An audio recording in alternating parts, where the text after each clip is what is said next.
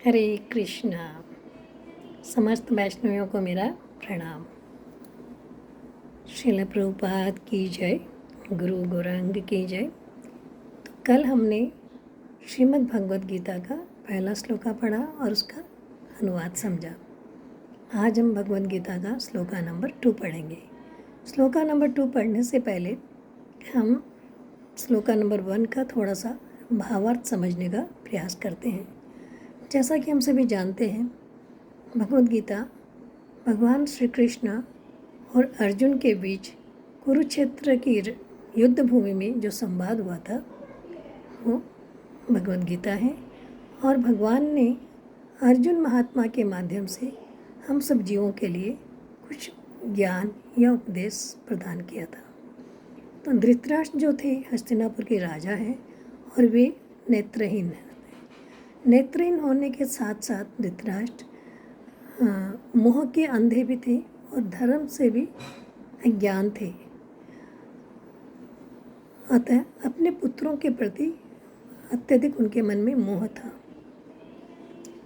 और धृतराष्ट्र नेत्रहीन होने के कारण धृतराष्ट्र युद्ध का हाल देख नहीं पा रहे थे। अतः उन्होंने अपने गुरु व्यासदेव से पूछा कि आप मुझे नेत्र प्रदान करिए ताकि मैं युद्ध का हाल देख सकूं।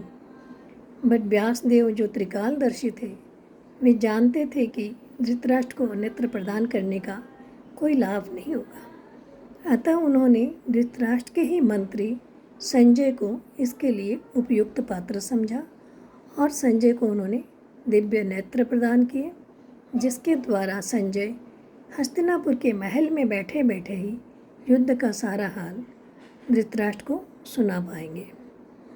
तो गुरु कृपा से संजय को चक्षु प्रदान किए गए और धृतराष्ट्र के मंत्री संजय जो हस्तिनापुर के महल में बैठे बैठे युद्ध का सारा हाल धृतराष्ट्र को सुना रहे थे।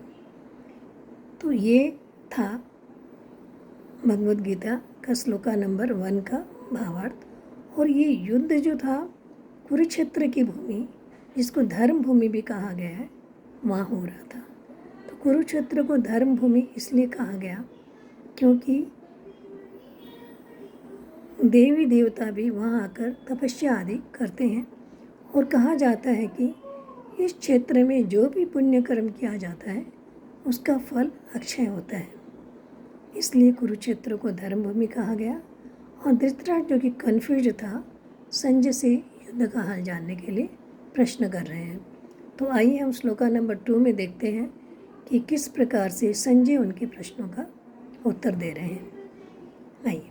संजय वाच दृष्ट्वा तु पांडवानीकं व्यूढ़ं दुर्योधनस्तदा आचार्यमुपसंगम्य राजा वचनम् अब्रवीत्। संजय ने कहा, हे राजन, पांडु पुत्रों द्वारा सेना की व्यूह रचना को देखकर राजा दुर्योधन अपने गुरु द्रोणाचार्य के पास गया और इस प्रकार से कहा। तो आगे दुर्योधन क्या बोलेंगे हम तीसरे श्लोका में देखेंगे। Hare Krishna. Thank you so much.